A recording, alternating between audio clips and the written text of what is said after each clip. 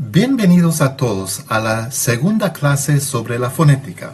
Mi nombre es Dr. Leo Michael y el título de esta clase es La fonética, consonantes y vocales. Bueno, van a recordar de la clase anterior que hemos dicho que los consonantes son fonos que se producen cuando un articulador inferior, como la lengua, se eleva y se acerca o entra en contacto con un articulador superior, como los alvéolos o el velo. Ahora, distinguimos, en cuanto a la articulación, distinguimos entre los consonantes en términos de dos parámetros básicos, o sea, dos características básicas, lo que llamamos los puntos de articulación y los modos de articulación. Y ahora vamos a mirar cada uno de estos parámetros o características. El punto de articulación de un consonante es el lugar en la boca donde el articulador inferior se acerca o entra en contacto con el articulador superior. Por ejemplo, el fono P se produce cuando el labio inferior se levanta y entra en contacto con el labio superior. Este punto de articulación se conoce como el lugar de articulación bilabial, o sea, porque estamos hablando de dos labios, ¿no? El labio inferior y el labio superior. Por el contrario, el fono K se produce cuando el dorso, lo que es la parte posterior de la lengua, se levanta y entra en contacto con el velo. Este punto de articulación corresponde se conoce como el punto o lugar de articulación velar. Y eso es cómo se caracteriza todos los puntos de articulaciones, por nombres indicando dónde el articulador inferior suba hacia el articulador superior.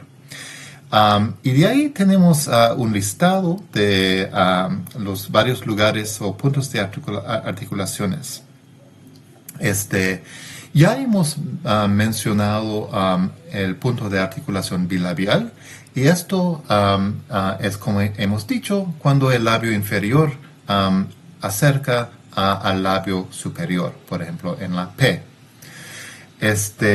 El punto de articulación labiodental es cuando el labio inferior acerca a los dientes superiores. Y un ejemplo de eso sería el fono F.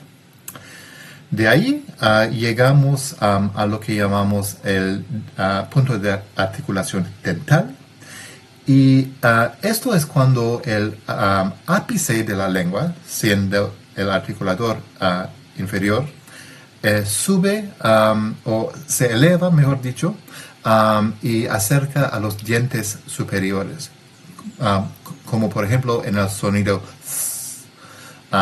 lo cual no se escucha mucho en el castellano peruano, pero se encuentra eso en el inglés y también el castellano europeo o peninsular. Por ejemplo, cuando ellos no dicen 5 para el número, sino que dicen 5, y eso es este sonido. El siguiente punto de articulación es el punto de articulación alveolar, donde la lámina de la lengua, que es un poco atrás de la ápice o de la punta de la lengua, se eleva y se acerca o pone en contacto con los alvéolos o el borde alveolar. Y un ejemplo de ese sonido es el sonido T. De ahí, el punto de articulación postalveolar, vas a notar que estamos empezando a la parte más anterior de la boca y estamos así yendo punto por punto hacia el posterior de la boca o la cavidad bucal.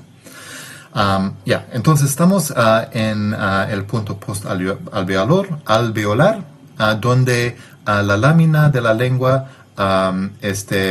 se eleva y se acerca a la región postalveolar, como en el sonido sh.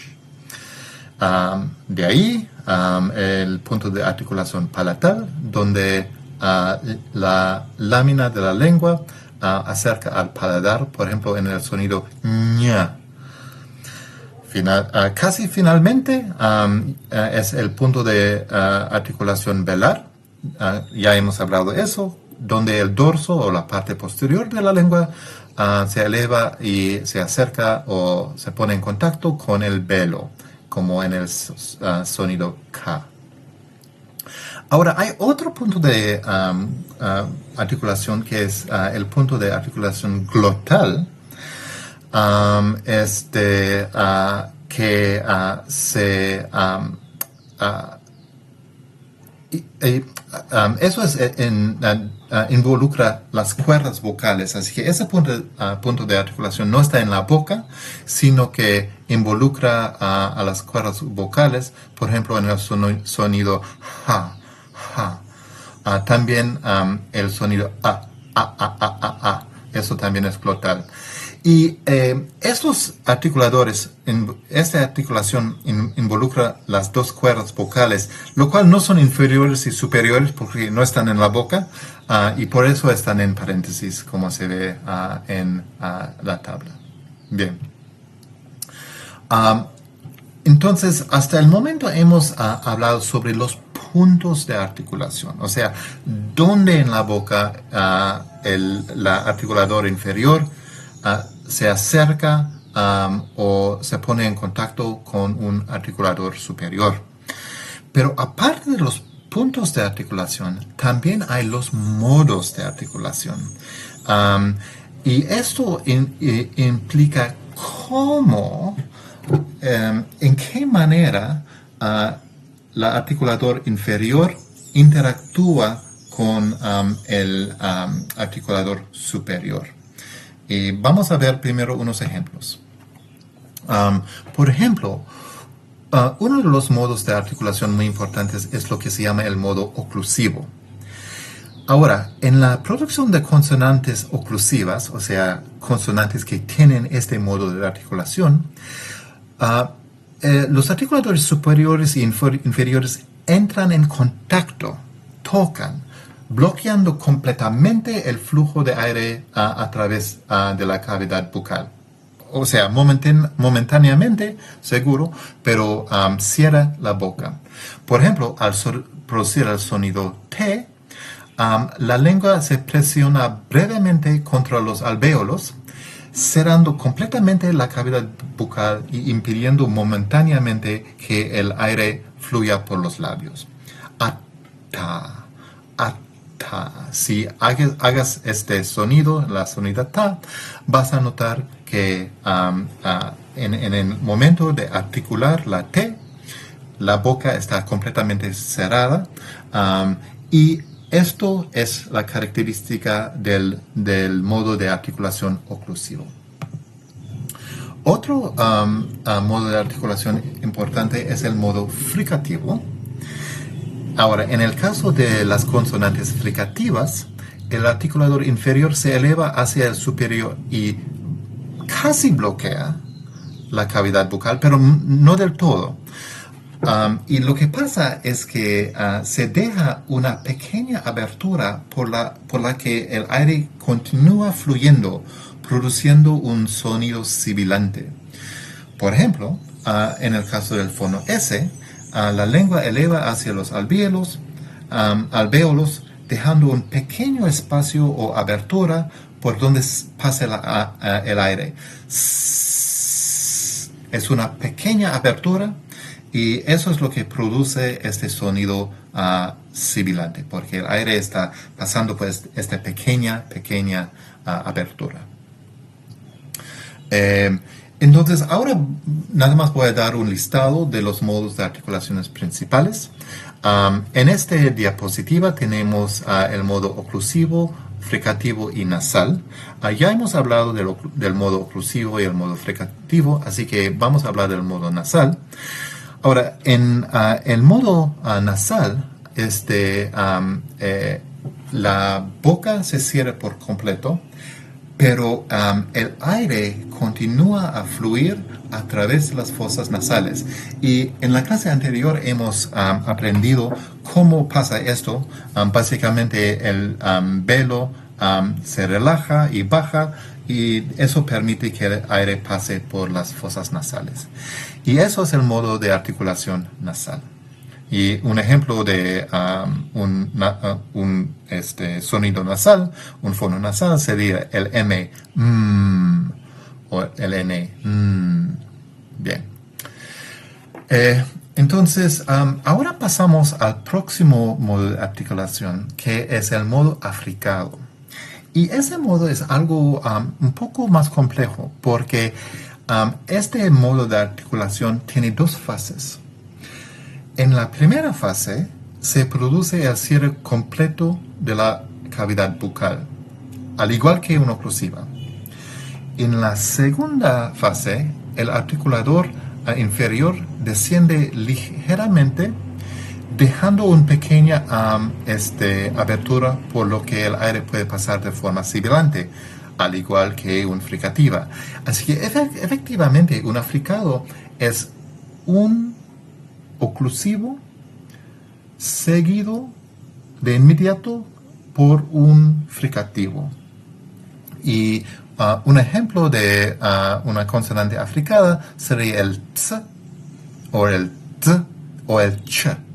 Básicamente, si pronuncias esos sonidos lentamente, vas a notar que es un oclusivo seguido por un fricativo. Ts, ts, atza, atza. Bien. Eso en cuanto a los africados. De ahí pasamos a los aproximantes. Y el aproximante, los aproximantes, hay dos tipos. Los aproximantes involucra, como cualquier consonante, el articulador inferior se eleva, pero no mucho. Deja un espacio suficientemente, una abertura suficientemente grande que no hay un sonido sibilante. Un ejemplo de esto sería el w y el y. O sea, w, y. O sea, el articulador sí eleva, pero deja un espacio bastante grande en comparación con el modo fricativo. Otro tipo de aproximante es el aproximante lateral, lo cual es básicamente sonidos parecidos al L.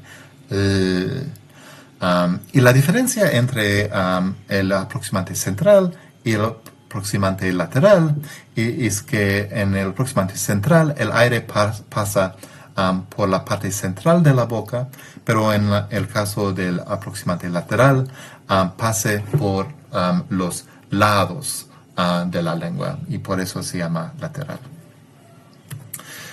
De ahí hay los vibrantes. Los vibrantes son sonidos que involucran un movimiento muy rápido en que el articulador inferior golpea rápidamente y ligeramente contra el articulador superior. Y hay dos tipos de vibrantes, lo que se llama el vibrante simple y el vibrante múltiple. El vibrante simple es el R, ara, donde la lengua golpea rápidamente, de manera muy rápida contra los alvéolos. Y el vibrante múltiple es como el vibrante simple, pero involucra múltiples golpes contra el articulador superior por el articulador inferior. Ni el inglés ni el Scheninka tienen vibrantes múltiples, pero el castellano sí. Y esos son todos los modos de articulación. Ahora, solamente quiero decir una cosa más sobre a los consonantes. Y eso es hacerlos recordar algo que dije la última vez, es que las columnas y filas de la tabla del AFI, o sea, del alfabeto fonético internacional, corresponde a los puntos y modos de articulación de los consonantes. O sea, cada columna es un punto de articulación diferente y cada fila es un modo de articulación diferente. Así que se ve, aquí son los puntos de articulación: bilabial, labiodental, dental, alveolar, postalveolar, etcétera, etcétera. Hay algunos puntos de articulación que no hemos mencionado porque no son muy relevantes a la Sheninka, pero aquí están en esa tabla. Y las filas son los diferentes modos de articulación: nasal, oclusiva, fricativa, proximante, etc.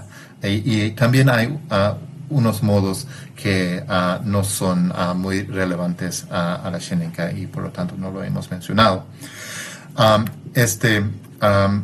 Y vale mencionar que debido a la organización de este cuadro en términos de los puntos de articulación y los modos de articulación, cada símbolo del AFI lleva el nombre del punto de articulación y el modo de articulación.